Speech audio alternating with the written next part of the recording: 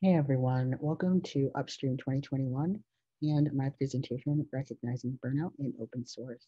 My name is Rain Oliver and I'm a technical community builder at Comunda. I use they, them pronouns. And before we get started, I just wanted to let you know this is a really short breakout session, so we're going to hop right into it and I'll get started and share my screen.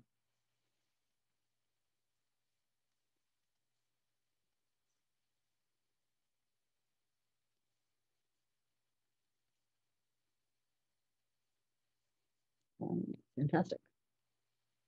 And as mentioned, I'm a technical community builder at Comunda. You can find me on Twitter at Karen_Oliver. So you might be asking, burnout.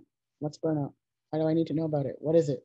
So really quick, we're going to talk about the different types of burnout.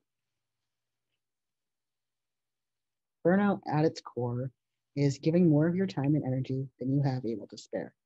Likely someone you know is burnt out, and really you might be that person. So there's a lot of different types of burnout. There's cognitive, emotional, autistic, and physical. Keep in mind though, this isn't an exhaustive list, and burnout takes many forms and can present differently in every individual. So if you've seen one person struggling with burnout, it doesn't look the same as someone else that might be struggling with burnout. So always keep that in mind. Recognizing burnout. What does that look like? How can I help myself? How can I help others? Let's look at that and say, what can I do to better recognize burnout and help people in my community? So this can look very different in open source communities. It can look like cognitive burnout, which is forgetfulness. Someone doesn't respond to a pull request. They don't attend a SIG meeting. They forget to attend other important meetings. They might not be able to pay attention to things as quickly as they once did, or they have difficulty concentrating. They can often ask you to reread things. They can ask people to repeat themselves. They're just not focused. There's also emotional, which is chronic fatigue, and you can have a change in behavior. You can change the way you communicate with people. You can be more terse where you used to be letting things slide, you used to be a little bit chill.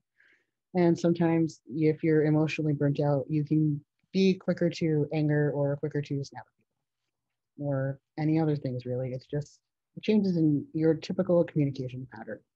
So you can also feel drained and you don't find you have the motivation to work on open source. So you might not be able to contribute as you once did. You might find yourself not really wanting to go to SIG meetings or participate in things after hours or just generally contribute to open source, open a pull request, respond to a pull request. You're just not feeling it. And there's also, of course, depression. You don't do things that you used to do that you used to find enjoyable. Social activities. I mean, well, we're in a pandemic. Nobody's really doing very many social activities, but pretend we are.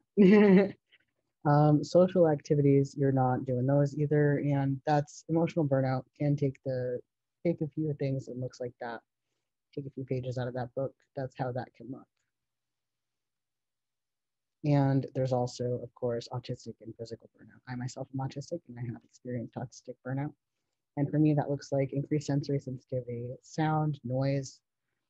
I can find Zoom calls really overwhelming when I'm autistically burnt out. I just tend to have my screen off. I tend to be muted, and I just kind of try to limit Zoom when I'm burnt out. Also, some autistic people find they have loss of speech. They can have headaches, migraines, other physical pain, and that's triggered often by a prolonged experience of masking, which is presenting neurotypical so as to mask one's autistic traits from neurotypical coworkers or team members. And this can also be physical burnout, also looks like similar to anxiety attacks, actually. You can have difficulty breathing. You can just be tired, worn out. Um, your heart rate can go up. It's tachycardia.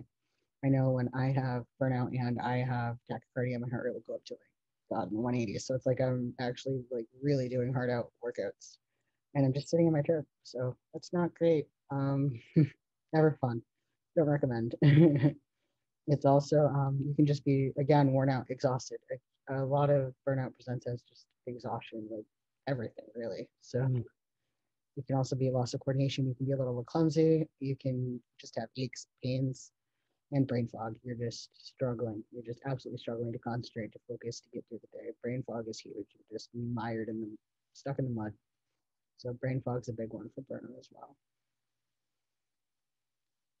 And burnout is not a surface level issue. Exhaustion is just the tip of that iceberg. So where you see just one thing, there's a lot under the surface that you've really got to be aware of as well. And what people don't see is that everything feels impossible. Everything is a struggle. And often people experiencing burnout don't know how to ask for help, or they might not even want to ask for help. And admitting that you're burnt out is really challenging and it's overwhelming and it really does feel impossible when you're in that moment. So admitting that you're burnt out is something that can be really daunting, but if you have a valid support system and a team that is psychologically safe, admitting that you're burnt out and getting the help you need is really critical.